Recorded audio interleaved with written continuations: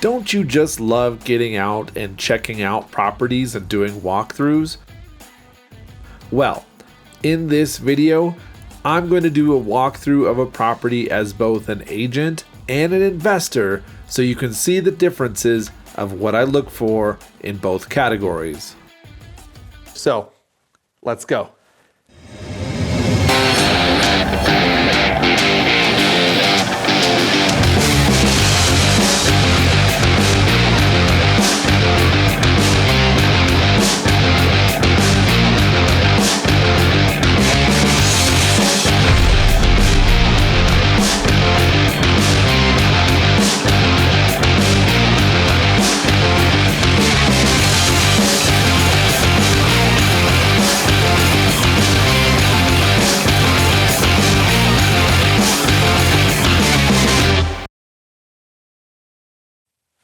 Welcome to Agent versus Investor Cage Match with me, Anson Young. I'm both an investor and an agent and have been both of those things for the last 15 years. So I have this unique perspective of being an agent and an investor and the unique position between those two. You know, sometimes they don't get along, they don't like each other, whatever. We're all here to help people and make money, right? Right. All right, so welcome to On Location at a Property, where we're gonna walk through it as an investor, we're gonna walk through it as an agent, and kind of get into the mindset of what each are thinking as they go through a property. The number one thing that you'll notice, and that is very obvious, is that obviously as an agent, I'm not the owner. I'm coming in and I'm helping the owner to sell the property. Therefore, I don't have a financial responsibility to fix anything. And oftentimes, clients, they just don't have the $30,000 to fix up the property to top of the market levels like a fix and flipper would. So you have to keep a lot of these things in mind as an agent. There's just a lot of things that are out of your control and that you can't change.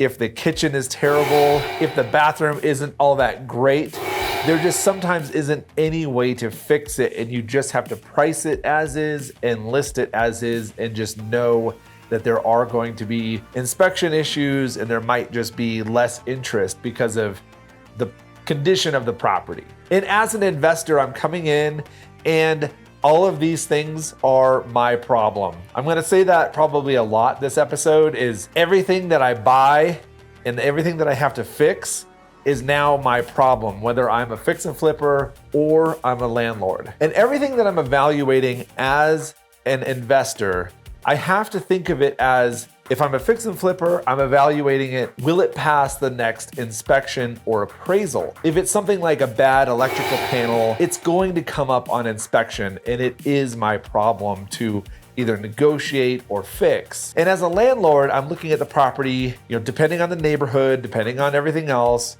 can I rent this as is? What do I have to fix up in order to get top of the market for that market rent? And that just might be a B or C neighborhood where top of the market is just, it's so-so. And that's gonna be a lot different than an A+ neighborhood where I have to put in granite and I have to put in a lot of amenities to compete with the other top end properties. So there's a lot of mindset things going on here in both categories, and I'm hoping to touch on each piece as we go through each part of the property.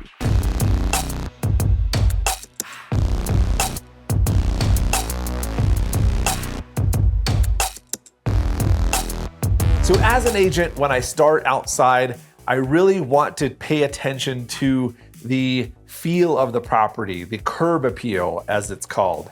I want to put myself in the eyes of any buyers and agents who are pulling up to the property and have this first impression of what's going on. Is it something where they immediately notice red flags of the siding is bad, or the paint, the roof, the gutters falling down, the landscaping is bad, or it's not kept up, or all the grass is dead? These are all things that they notice, and if it's priced at the top of the market, they're going to immediately go, this isn't a top of the market property. And of course, as an investor, I have to think of those things as well, whether it's a renter pulling up to the property and kind of getting this first gut feel of, is this a place that I want to live and that I want to shell out money for rent? And of course, as a fix and flipper, I'm thinking the exact same things as the agent. What do I need to do to this property to get it up to the level where I can sell it for top dollar? So back to the agent side, there's really not much I can do besides the easy things. I can ask for them to keep the yard up and watered. I can ask them to keep the leaves raked. Not a lot of homeowners have the money to change out windows or paint the entire house or get the roof fixed. But I am looking for outside clutter. I'm looking for things that can easily be fixed that the homeowner could do themselves, or that I could help out with, or my crew could help out with, or my team. But again, there's just not a ton of money in the budget usually for my clients to come in and just put $30,000 into these properties. I am paying attention to the lot size and what can be done on the lot, what the zoning is, and how that can help with marketability. Now, as an investor, I have a very detailed list. I'm looking at the foundation, I'm looking at the sidewalks, I'm looking at any walkways or driveways to see if the concrete needs work. I'm looking at the windows and the siding, the roof, the fencing. I'm looking for every single thing that I'm going to have to go ahead and be responsible for to fix, and having an itemized list of pretty much everything on the outside as I walk around the property. Are the windows bad? Is the shed sideways? Is there a garage? Obviously, as an agent, I care if there's a garage as well, but do I have to add a garage in order to keep up with the neighborhood? I'm seeing if the property's on a busy street or if it sides to a busy street in this case, and what that looks like for my comparables and for the resale, if it's going to be a deal breaker for a lot of people or if it's not. And in a market where there's really low inventory, and this is going to be one of the better options on the market for a buyer, then those kind of things go further down the list for buyers, and I don't worry about them as much as an agent. If I'm a landlord, I'm looking at the lot size, I'm looking at the zoning, and I'm saying, hey, could I put in an ADU, an accessory dwelling unit, in the backyard and get 2 extra bedrooms in a whole separate unit of rent out of this property? So there's a lot of different things that I look at as an investor that I wouldn't as an agent, and vice versa. But there is, a common theme. There's going to be a lot of blending of those two categories.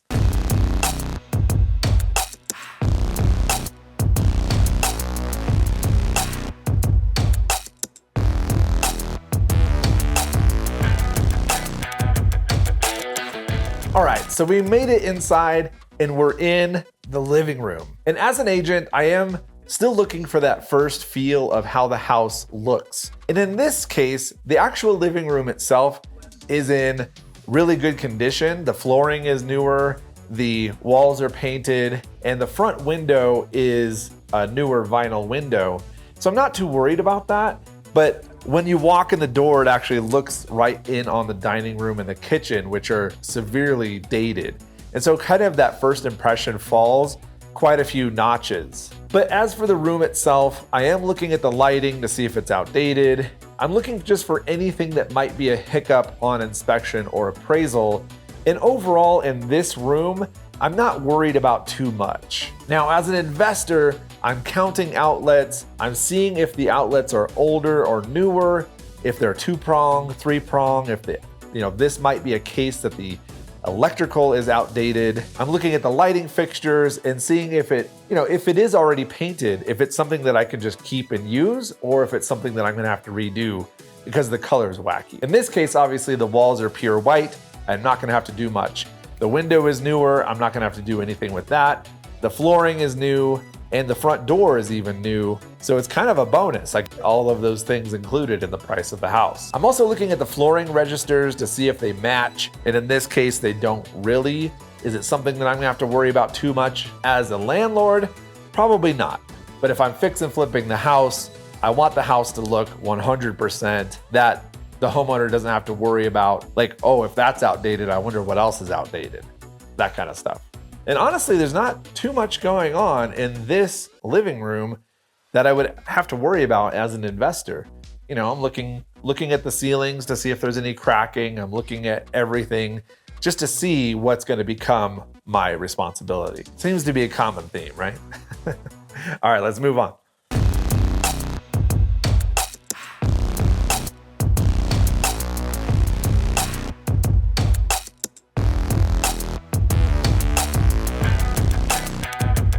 All right, we made it to one of the bedrooms in this house, and honestly, the list is pretty short here as well. So as an agent, I'm just seeing if the bedroom is functional, if it's actually a conforming bedroom, which means it has a closet and a means of egress.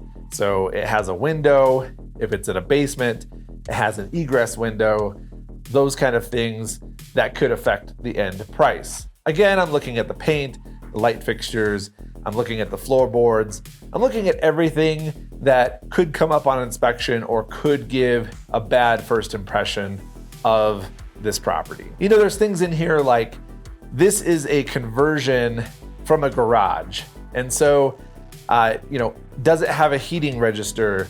Is it legally a bedroom? And in this case, the windows are wooden, they're older, they're discolored, and there's no baseboards, and then there is this weird trap door that goes down into the crawl space. And as an agent, these aren't things that I can really do too much about unless the homeowner wants to install baseboard or paint or fix up the windows. You know, there's not much I can do. There's also no closet in this room, so it's technically not really a bedroom. And so a lot of homeowners, they'll put in like an IKEA wardrobe or something like that. It doesn't legally count as a closet, but the next owners can come in and see, oh, okay, well, there is a place to put clothes. And usually those things are left because they're usually pretty big. And the other weird thing about this room is that it does have an exit out to the back because it was a garage at one point. So is that going to be a deal killer? Is this something that my homeowner is going to fix? No.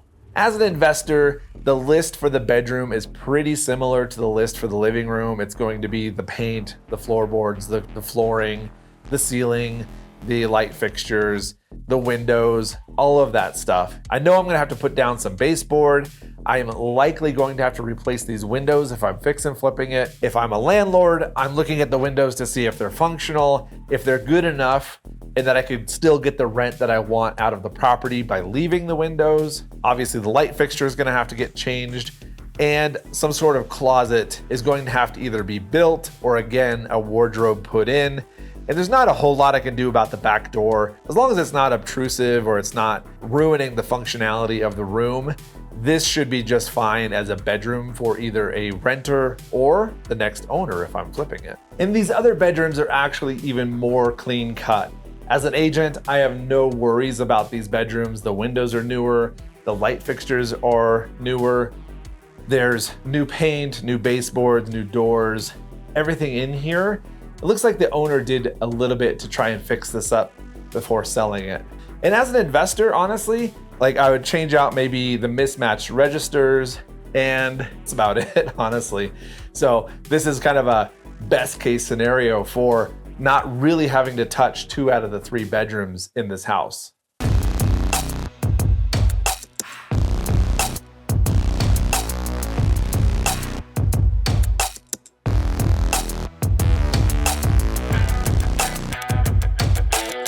All right, so this kitchen is where things change drastically. So the flooring hasn't been touched, the counters, the cabinets, the backsplash, the flooring, and the lighting haven't been touched at all. And honestly, the layout of the kitchen is pretty wonky with this refrigerator blocking this window behind it.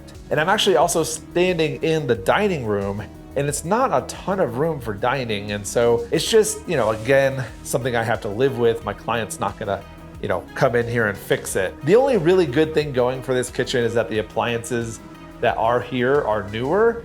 And so that's a little bit of a bonus, but every single other thing is very outdated and it needs help. I'm just gonna have to price it accordingly. I'm also looking for anything that would trigger inspection problems, like not having a GFCI outlet near the sink.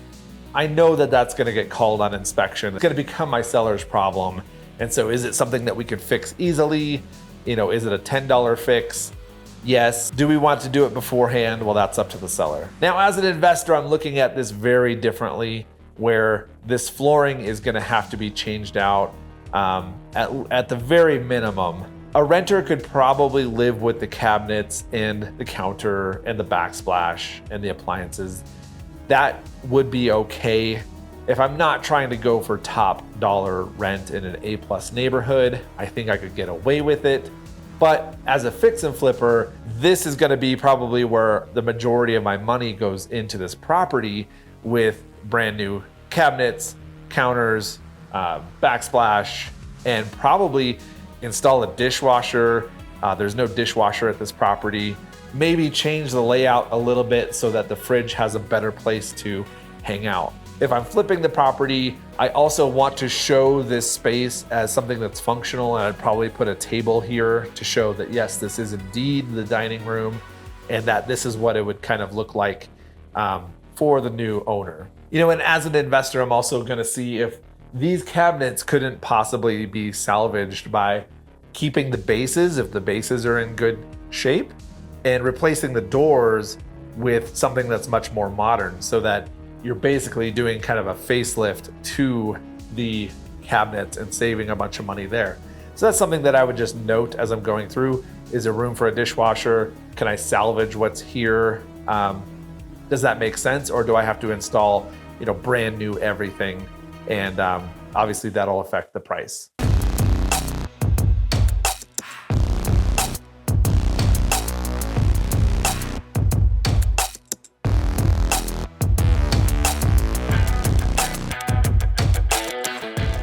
As an agent, I'm gonna walk through kind of the utilities and any kind of laundry room and just kind of make notes.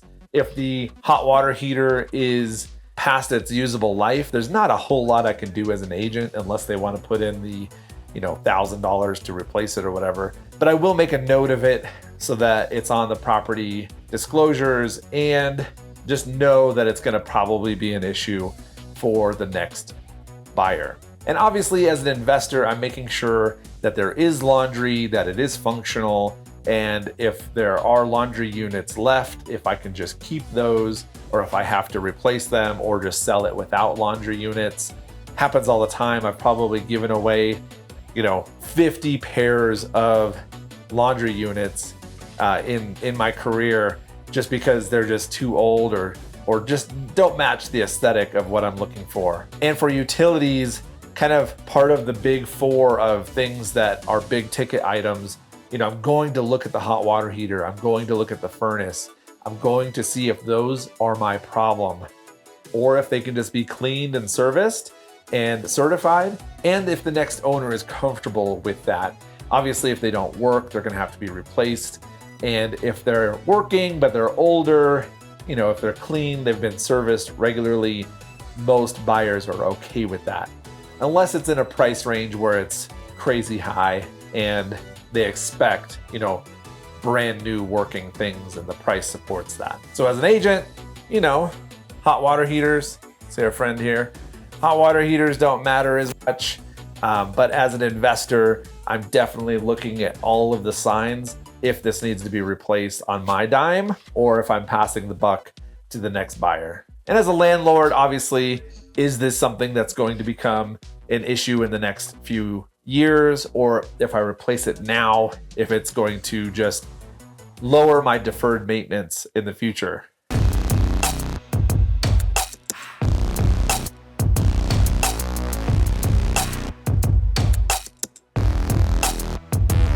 Now, this bathroom is just like the kitchen.